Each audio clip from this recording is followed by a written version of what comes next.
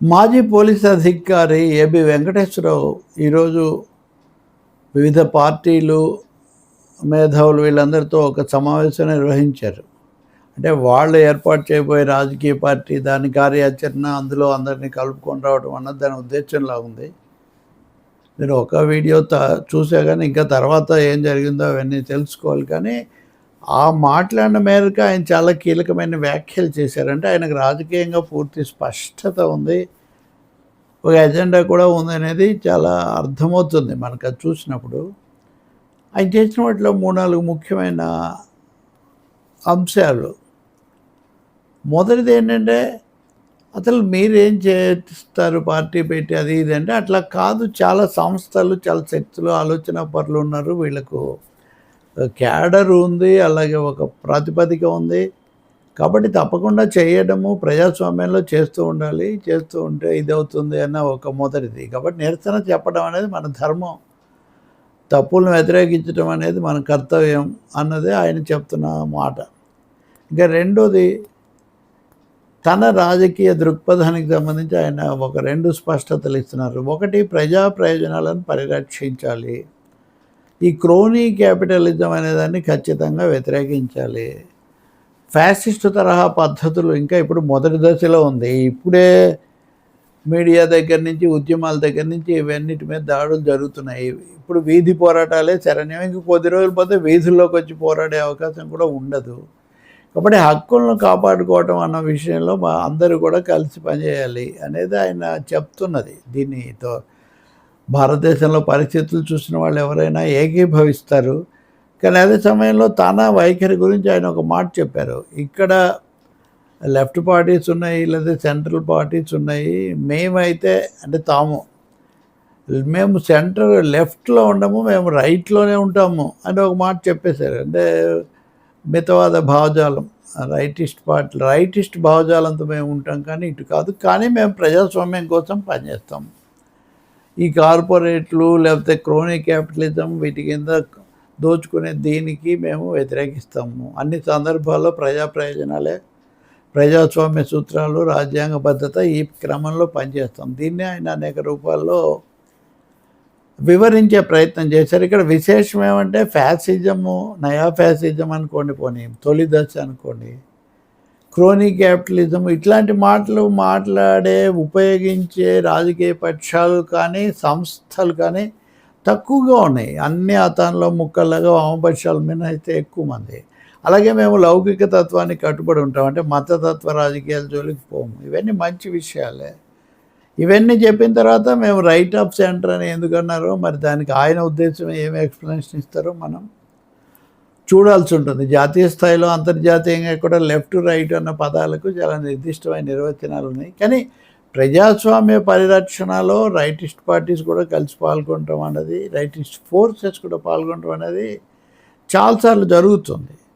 ఇప్పుడు భారతదేశంలో, ఆంధ్రప్రదేశ్లో కూడా ఒక విధంగా అసహనం తాండవిస్తుంది అన్నది చెప్తూ అతి కీలకమైన వ్యాఖ్య అంటే ఒక మాజీ పోలీస్ అధికారిగా, అందులో అనేక కేసులు, ఆరోపణలు అని ఎదుర్కొన్న వ్యక్తి కదా, విమర్శలు, కక్ష సాధింపు అంటారు వాటిని. వైఎస్ఆర్ పార్టీ, టీడీపీ ఒకటే విధమైనవి.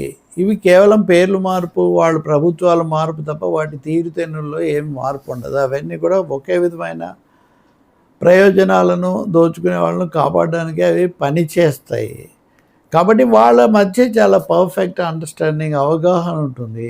కాకపోతే మధ్యలో ఏదో ఎంటర్టైన్మెంట్ షోలాగా ఏదో తతంగం, ఏదో కార్యక్రమం చేస్తాయి తప్ప నిజంగా ఇప్పుడున్న పరిస్థితులను, ఇప్పుడున్న విధానాలను మార్చడం అనే ఉద్దేశం వాళ్ళకి ఎంత మాత్రం లేదు. దానివల్ల ప్రయోజనం పొందడం తప్ప అని.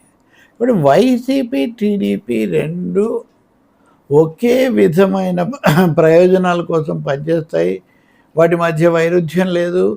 ఆ పైకి జరిగే పోరాటాలు ఇవన్నీ కూడా ఒక విధమైన షో లాంటివి అని ఆయన అన్నమాట చాలా తీవ్రమైంది. ఇది కూడా ఎప్పుడు అంటున్నారు, ఒకవైపునేమో వీధుల్లోకి వచ్చి పోరాటాలని చెప్తున్నారు, రెండో వైపునేమో పోరాడే అవకాశం కూడా ఉండదని చెప్తూ ఉన్నారు. కానీ మిగతా ఆ 2 పార్టీల మధ్య జరిగేవి మటుకు నిజమైనటువంటి షోడౌన్లు కాదు, షోలు మాత్రమే అని ఏబి వెంకటేశ్వరరావు చెప్తున్నారు. కార్యాచరణకు మేము ఎప్పుడు సిద్ధంగా ఉంటాం, వీళ్ళందరితో కూడా కలిసి పనిచేస్తాం.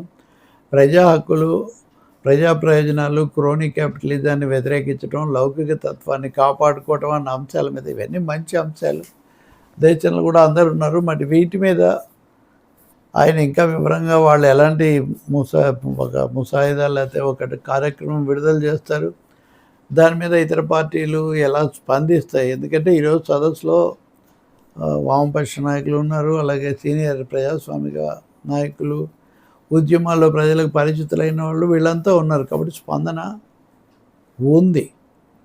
అదే సమయంలో ఇది ఏ రూపం తీసుకుంటుంది. ఆయన చెప్పారు, మాజీ అధికారులు, మేధావులు, రాజకీయ పక్షాలు, సంఘాలన్నీ కూడా దీంట్లో కలిసి రావచ్చు అని. గతంలోకి ఇప్పటికీ ఏబి వెంకటేశ్వరరావు గొంతులో ఒక తేడా అయితే కనిపిస్తుంది. గతంలో ఆయన జగన్ ఎవర్ అగైన్ అన్న స్లోగన్ ఇచ్చేవాడు. ఇప్పుడు దానికి పరిమితం కావట్లేదు ఆయన. వైసీపీ, టీడీపీ రెండు కూడా తానుకు అటు ఇటు ఉండే ముక్కలే తప్ప ఇవేమీ మౌలికంగా భిన్నమైనవి కాదు. పైగా వీళ్ళు ఒకరినొకరు రక్షించుకుంటారు, కాపాడుకుంటారు. మనం దీన్ని బట్టి గుర్తించాల్సిందేంటి, పాలక పార్టీలు ఎలా ఉంటాయి. పాలక పార్టీలకు ప్రధానమైన అండదండగా లేకపోతే వెన్నుదన్నుగా ఉండే పోలీస్ శాఖకు సంబంధించిన ఇవన్నీ చెప్తున్నారు. కాబట్టి ఖచ్చితంగా రెండు పార్టీలు ఎంత పోట్లాడినప్పటికీ అది షాడో బాక్సింగ్ లాగా జరుగుతూనే ఉంది తప్ప మౌలిక అంశాల్లోకి వెళ్ళట్లేదు.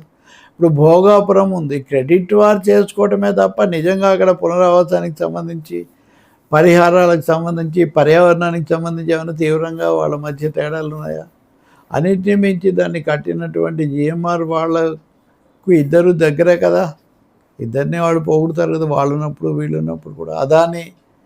అదాని విషయంలో అసలేం లేదు కదా. ఇప్పుడు కాక్రోచ్ జనతా పార్టీ లేదా వీళ్ళు యువత ఆందోళన ఇదంతా చేసినప్పుడు కొన్ని రాష్ట్రాల్లో చాలా మద్దతు వచ్చింది, కార్యక్రమాలు జరిగాయి. కానీ ఎందుకు ఆంధ్రప్రదేశ్లో దానికి మద్దతుగా ఏమీ జరగలేదు? దానికి మద్దతుగా జరిగితే మోదీ గారికి కోపం వస్తుంది. కాబట్టి తెలంగాణలో కొద్దిగా జరిగింది.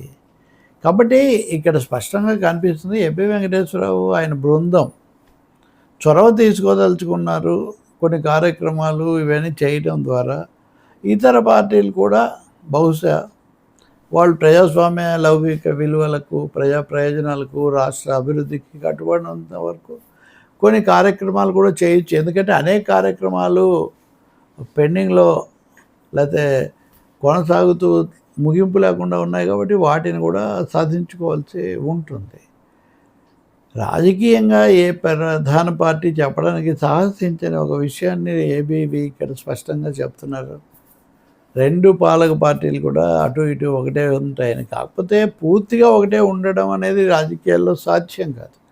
ఇప్పుడు తెలుగుదేశం పార్టీ ఎన్డీఏ కూటమిలో ఉండి బీజేపీకి ప్రధాన మద్దతుదారుగా ఉంది. జగన్మోహన్ రెడ్డి వైసీపీ ఏమో బయటే ఉంటూనే బీజేపీ పట్ల మెతక వైఖరి, అనుకూల వైఖరి అనుసరిస్తున్నారు. వాళ్ళు ఎట్టి పరిస్థితుల్లో కేంద్రాన్ని మాత్రం ఏమీ అన్నది. ఏమన్నా అంటే మమ్మల్ని వెంటనే ఏదైనా చేస్తారన్నది వాళ్ళకున్న ఆందోళన. ఇప్పుడు ఇలాంటి పరిస్థితుల్లో ఇప్పుడు విజయసాయిరెడ్డి ఒక పార్టీ పెడతానంటున్నారు. దాని మీద సన్నాహాలు అవన్నీ చేస్తున్నారు. ఆయన ఢిల్లీకి కూడా వెళ్తున్నట్టున్నారు. ఆ తర్వాత ఇప్పుడు ఏపీ వెంకటేశ్వరరావు అంతకుముందే పెట్టిన జడ శ్రావణ్ కుమార్ ఇప్పుడు దాన్ని యాక్టివేట్ చేస్తూ అంటున్నాడు. ఇంకా ఒక ట్రెండ్ ఉన్నాయి ఇలాంటివి. సో ఎన్నికలు రాబోతున్న సమయంలో, ఇంకో 2 ఏళ్ళ ఎన్నికలకు ముందు ఇలా చిన్న చిన్న పార్టీలు ఏర్పడడం అన్నది కూడా చాలా చోట్ల ఫలితాలను ప్రభావితం చేస్తూ ఉంటుంది. ఏపీలో అది ఎలా ఉంటుంది మనం చూడాలి. వీళ్ళు ఏదో ఏకపక్షంగా చంద్రబాబును సమర్థించే అవకాశం మాత్రం ఉండదు అని ఏబీ వెంకటేశ్వరరావు మాటలను బట్టి మనకు అర్థమవుతుంది. ఆయన తీసుకునే కార్యక్రమాలు, కార్యాచరణ తీరు, కలుపుకొచ్చే శక్తులు, వీటిని బట్టి వామపక్షాలు కూడా స్పందిస్తాయి అని అనుకోవచ్చు.